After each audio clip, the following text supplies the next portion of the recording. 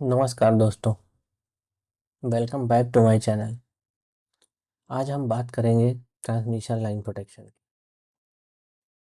Transmission line protection में हम बात करेंगे कि ट्रांसमिशन लाइन है क्या। ट्रांसमिशन लाइन क्या है कि पावर सिस्टम का सबसे इम्पोर्टेंट और सबसे एक्सपोज्ड पार्ट होता है। जनरेशन से लेके लोड तक पावर पहुंचाने का काम ट्रांसमिशन लाइन करती है। ये लाइन लंबी होती है, ओपन इन्वायरमेंट में होती है, इसलिए इसमें फॉल्ट होने का भी चांस सबसे ज़्यादा होता है। जैसे कि लाइटनिंग हो गया, इंसुलेटर फेलियर हो गया, ट्री टचिंग हो गया, कंडक्टर स्नैपिंग हो गया। अगर ट्रांसमिशन लाइन में कोई फॉल्ट आता है और उसे अगर टाइम पे क्लियर नहीं करेंगे तो इससे पूरा क्या हो सकता है, ग्रिड सिस्टम हमारा डिस्टर्ब हो सकता है। इसीलिए हमारे ट्रांसमिशन लाइन का प्रोटेक्शन फास्ट, एक्यूरेट और हाईली रिलायबल होना बहुत ज़रूरी है। आगे के वीडियो में हम देखेंगे कि कैसे इसका हिस्ट्री क्या है, कब ये रिले सबसे पहले डेवलप हुई, ट्रांसमिशन लाइन में हम कौन कौन सा रिले यूज़ करते हैं, और इलेक्ट्रोमैग्नेट टाइप रिले जो पहले हम यूज़ करते थे, तब से अब तक जो मॉडर्न डिजिटलाइज न्यूमेरिकल रिले तक का ये सफ़र कैसा था। हम डिटेल में बात करेंगे कि रिले का बेसिक प्रिंसिपल क्या होता है। जैसे कोई ट्रांसमिशन लाइन में रिलेज है, डिस्टेंस रिले है, डिफरेंशियल रिले है, ओवर करंट रिले है, इन सब का बेसिक प्रिंसिपल क्या होता है, क्यों ओवर करंट रिले पहले यूज़ होता था, उसके क्या लिमिटेशंस हैं जिसकी वजह से हमको डिस्टेंस रिले में हमें स्विच करना पड़ा, क्यों हम डिफरेंशियल रिले लगाते हैं, शॉर्ट लाइंस के लिए जो यूज़ होती है हमारा डिफरेंशियल रिले, वो हम क्यों लगाते हैं, एक लॉन्ग ट्रांसमिशन लाइन के लिए क्या लॉजिक होता है, एक शॉर्ट ट्रांसमिशन लाइन के लिए क्यों हम डिफरेंशियल रिले ज़्यादा एक्यूरेट होता है, क्या होगा जब कोई लॉन्ग ट्रांसमिशन लाइन है उसके बाद फिर एक शॉर्ट ट्रांसमिशन लाइन जुड़ जाती है, फिर एक लॉन्ग ट्रांसमिशन जुड़ जा रही है, क्या होगा, कैसा लॉजिक होगा कि कोई एक शॉर्ट ट्रांसमिशन लाइन है उसके बाद एक लॉन्ग ट्रांसमिशन लाइन है। इस सीरीज़ में हम ये भी समझेंगे कि डिस्टेंस रिले में कम्युनिकेशन के मेथड क्या क्या है, उनके रोल क्या क्या है, जैसे pilot wire, power line carrier signals, microwave और फाइबर ऑप्टिक्स कम्युनिकेशन, और कैसे लाइन लेंथ चेंज होने से प्रोटेक्शन फिलॉसफी जैसे ओवर करंट में चेंज हो सकती है बट डिस्टेंस में क्यों ये चेंज नहीं होती है। सिर्फ इतना ही नहीं, हम डिस्टेंस रिले के एक्चुअल वर्किंग प्रिंसिपल को समझेंगे, वोल्टेज और करंट जो इम्पीडेंस का रिलेशन है कब उसको समझेंगे, कब इसमें डायरेक्शन एलिमेंट जुड़ता है वो हम जानेंगे आगे की इस वीडियो में, क्यों मो और इम्पीडेंस और रिएक्टेंस कैरेक्टरिस्टिक जो है, और भी क्वाड्रिलेटरल कब यूज़ होता है। साथ ही हम ये भी देखेंगे कि कैसे इलेक्ट्रोमैग्नेटिक से इलेक्ट्रॉनिक और इलेक्ट्रॉनिक से modern digital numerical relay involve हुई, और ये इवोल्यूशन जो है पावर सिस्टम में के लिए कितनी इम्पोर्टेंट है। तो अगर आप ट्रांसमिशन लाइन प्रोटेक्शन को सिर्फ थ्योरी नहीं बल्कि रियल इंजीनियरिंग लॉजिक के साथ समझना चाहते हो तो ये पूरी सीरीज़ आपके लिए है। इसलिए वीडियो को स्किप मत करिए, क्योंकि आगे आने वाली वीडियो में वो आपकी रिले प्रोटेक्शन की थिंकिंग को चेंज कर सकते हैं।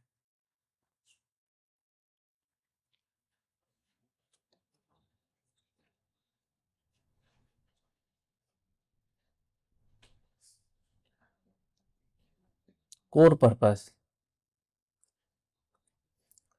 सबसे पहले हम बात करेंगे डिस्टेंस रिले की। ट्रांसमिशन लाइन लंबी होती है, इसलिए सिर्फ करंट के बेसिस पे फॉल्ट डिटेक्ट करना रिलायबल नहीं होता। डिस्टेंस रिले वोल्टेज और करंट दोनों का रेशियो है, यानी इम्पीडेंस को मेज़र करता है। इसी इम्पीडेंस से रिले को पता चलता है कि फॉल्ट लाइन के किस डिस्टेंस पर हुआ है। इस वजह से distance relay transmission line relay का मेन प्रोटेक्शन होता है, क्योंकि ये फास्ट होता है, सेलेक्टिव होता है और लाइन लेंथ भी इन पे, जैसे मैंने आपको बताया था कि लाइन लेंथ भी इसको में अफेक्ट नहीं करता है।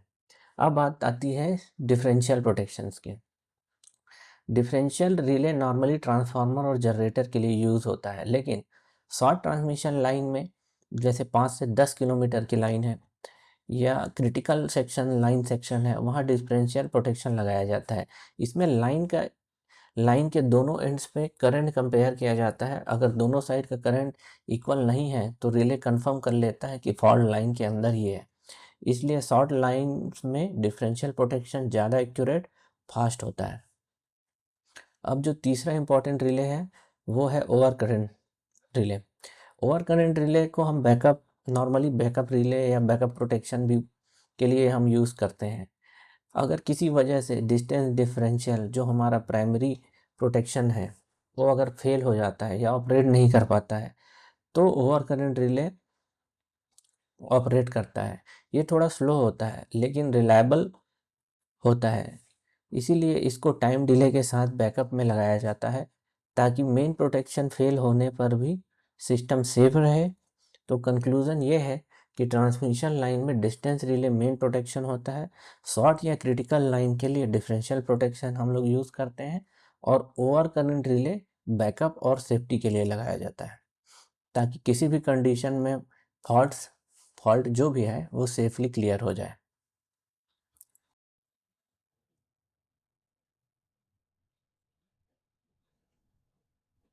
Fundamental principle of protective relay.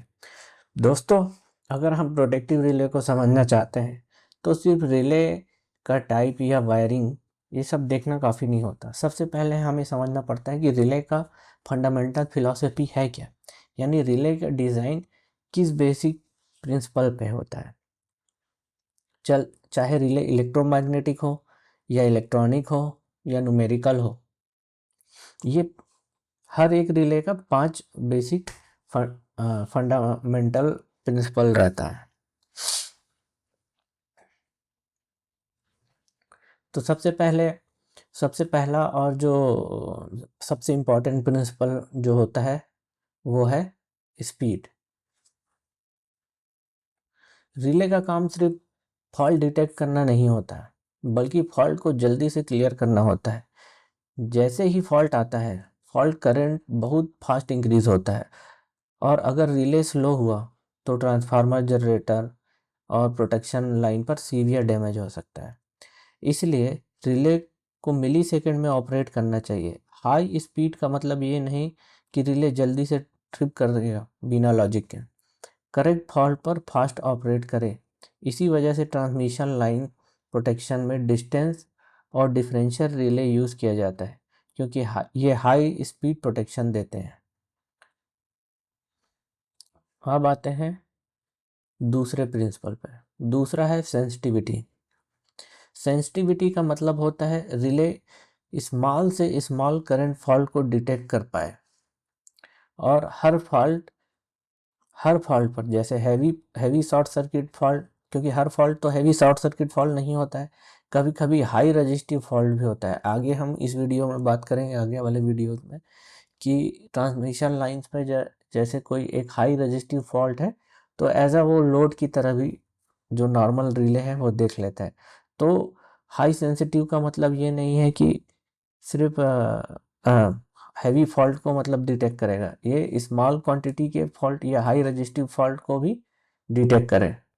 इसलिए रिले को इतना सेंसिटिव होना चाहिए कि मिनिमम फॉल्ट लेवल पर भी ऑपरेट कर जाए, लेकिन नॉर्मल लोड करंट पर नहीं। यहीं पर रिले सेटिंग का इम्पोर्टेंस है। रॉन्ग सेटिंग, फॉल्स ट्रिप या नो ट्रिप। अब बात करते हैं तीसरे प्रिंसिपल की, जो है सेलेक्टिविटी।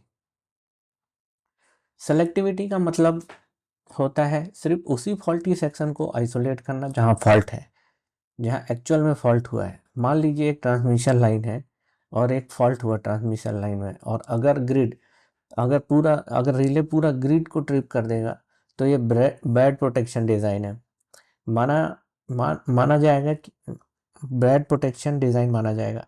आइडियल प्रोटेक्शन वो होता है जो मिनिमम एरिया को अफेक्ट करे और सिर्फ उसी फॉल्टी सेक्शन को आइसोलेट करे जिस पे फॉल्ट है।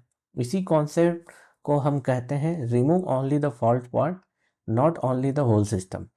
सेलेक्टिविटी के बिना सिस्टम अनरिलायबल हो जाता है और अननेसेसरी ब्लैकआउट का खतरा ज़्यादा हो जाता है। अब जो है चौथा जो प्रिंसिपल है वो है सिक्योरिटी। सिक्योरिटी का मतलब होता है रिले का नॉर्मल कंडीशन में ऑपरेट ना करना। रिले को सिर्फ फॉल्ट पर ही काम करना चाहिए, ना कि लोड फ्लक्चुएशन, स्विचिंग, सर्ज या टेम्पररी डिस्टरबेंस पर। अगर रिले हर छोटी सी डिस्टरबेंस पर ट्रिप करे तो सिस्टम ज़्यादा डेंजरस हो जाता है। इसलिए रिले में सिक्योरिटी का होना बहुत ज़रूरी है ताकि अननेसेसरी ट्रिपिंग्स को हम हटा पाएँ। सिक्योरिटी और सेंसिटिविटी के बीच में हमेशा एक रिले पे एक बैलेंस मेंटेन किया जाता है। ज़्यादा सेंसिटिव रिले इंश्योर हो सकता है और ज़्यादा सिक्योर रिले इनसेंसिटिव हो सकता है।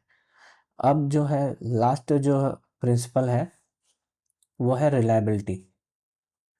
रिलायबिलिटी का मतलब होता है कि जब भी फॉल्ट आए रिले श्योर शॉर्ट ही ऑपरेट करे। मतलब जब भी फॉल्ट आएगा तो ऑपरेट होना ही चाहिए।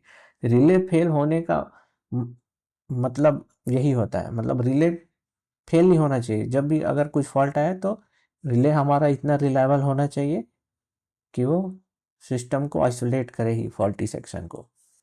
और रिलायबिलिटी इंक्रीज करने के लिए मैंने जैसे आपको अभी बताया कि एक हमारे पास बैकअप में भी एक प्रोटेक्शन रहता है। तो बैकअप प्रोटेक्शन के साथ हम पूरा इसको यूज़ करते हैं। जैसे ट्रांसमिशन लाइन में ओवर करंट जो हमारा बैकअप में अलग से एक प्रोटेक्शन रहता है वो यूज़ करते हैं ताकि अगर रिले फेल भी हो जाए तो हमारा दूसरा जो सिस्टम है वो प्रोटेक्ट कर सके। तो दोस्तों ये 5 प्रिंसिपल है, स्पीड, सेलेक्टिविटी, सेंसिटिविटी, सिक्योरिटी और रिलायबिलिटी। सिर्फ डेफिनेशन नहीं है बल्कि पूरे प्रोटेक्टिव रिले डिज़ाइन का ये बैकबोन है। कोई भी प्रोटेक्शन या प्रोटेक्टिव रिले डिज़ाइन होगा तो मेन जो बेसिक प्रिंसिपल है ये 5 है। ये 5 चीज़ तो उसमें होने चाहिए और ये हर जगह फॉलो होते हैं।